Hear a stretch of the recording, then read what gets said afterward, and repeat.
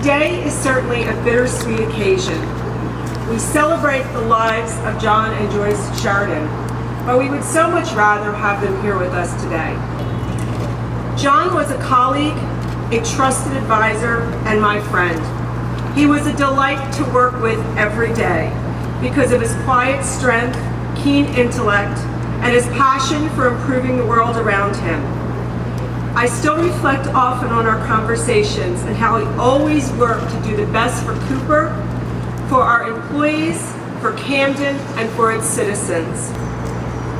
Virtually everything you see on our campus today, whether it be the MD Anderson Cancer Center, the Roberts Pavilion, our medical school, and all the other massive improvements that encompass $1.5 billion in new construction and thousands of new jobs in the city of Camden, largely came from John's vision. He had that likability quality that so few people have. He was respected by Democratic leaders and Republican leaders alike. You're going to hear today from some of our former governors, all of whom he worked with during the course of his career. To John's sons, Joyce's sons, I thank you for being here. I think you know what great respect I had for your mom and dad, and how important I think it was for all of us to be here as Cooper honors their memory, but even more importantly than their memory, their contribution, not just to Camden and to Cooper, but this pavilion is a representation of their contribution to our state over the course of their entire career. As I look out at this audience and see people from all the different administrations of the governor sitting behind me, one of the constants of that 40 years was John Sheridan and his wife Joyce. And we're here today in this beautiful setting, first and foremost, to say thank you to John and Joyce for the chances they took, the sacrifices they made, and the service that they gave to all of us and to our fellow citizens. Public safety, K-12 public education, graduate education, with Rutgers and with Cooper, cutting-edge healthcare, and a sense once again that this city can be a leader not only in our state but in our region. None of that would have been possible if John Sheridan had not left the comfort of Morristown and the law firm he had helped to build and decided to take a chance on this city. I don't know. I've known a lot of public servants, a lot of them I don't know a better public servant than John Sheridan. Every job he did well.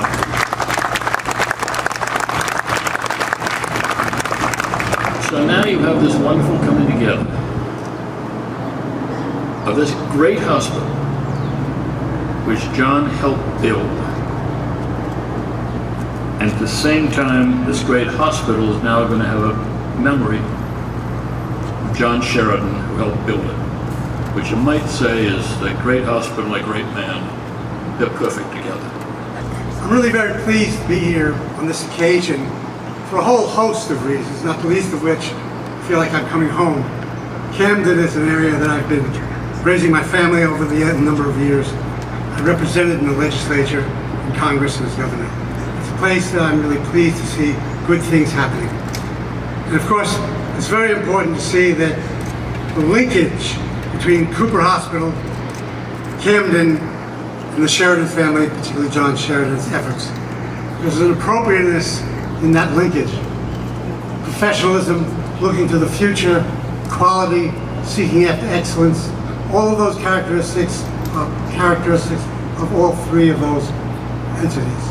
He exemplified public service with a commitment to excellence, working always to articulate positions to get people to understand better, because he believed very strongly in trying to get people to understand, to come together, understand the difference between long-term interests and short-term interests. John was an exceptional attorney, a cabinet member, exceptional, also as a consultant and particularly as a CEO. But most of all, he was a person of high integrity, respected and universally loved, a team player, a kind and gentle guy, a family man, a good friend to all. And I believe Joyce and John had the unique ability to integrate those virtues, building a great edifice of service to the community, but having a compassion and integrity with George's chairmanship to make sure that it delivered on the promise. And so today, when we dedicate this building and we dedicate this pavilion will be where literally thousands of people walk through. For the physicians, for the nurses, for the patients, for the administrators. I believe it represents the best of their heart.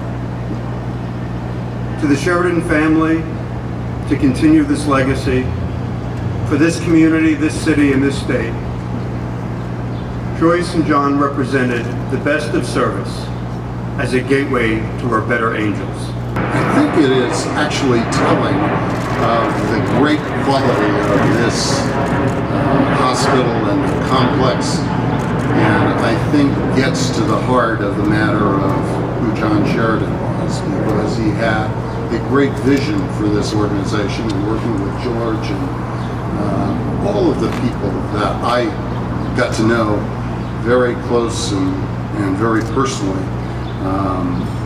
It really was quite a team, and I think that speaks to the nature of John's leadership as such a great person. I said to Mark earlier, he connected with my family.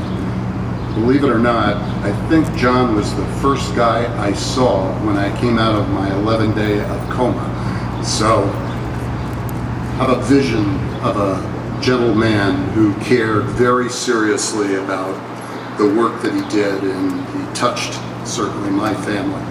And I know all of you know he touched a lot broader scope of our society in that.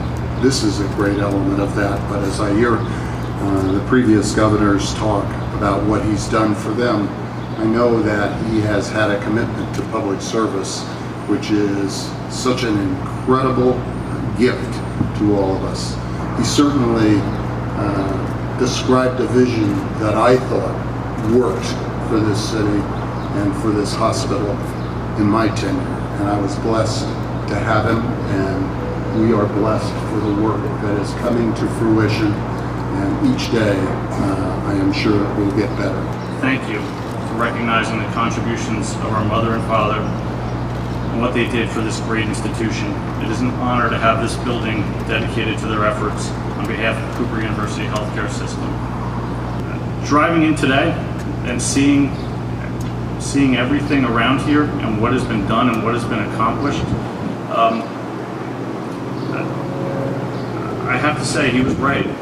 Cooper has been the key to the revitalization of Camden, without a doubt. The final lesson we learned from our father's time at Cooper is that to truly succeed, you must be thoughtful and treat everyone with respect. My mother and father both lived their lives this way. It became evident to us in the outpouring of support we received after their deaths and the comments from everyone we met. For those of you that were my parents' memorial, you may remember that I try to remind my children that they have to earn their last name.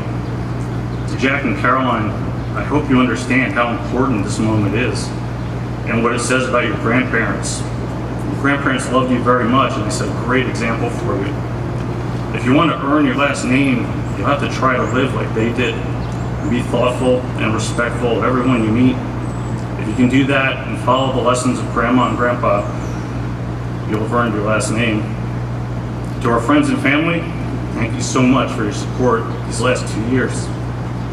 I don't know what we would have done without you.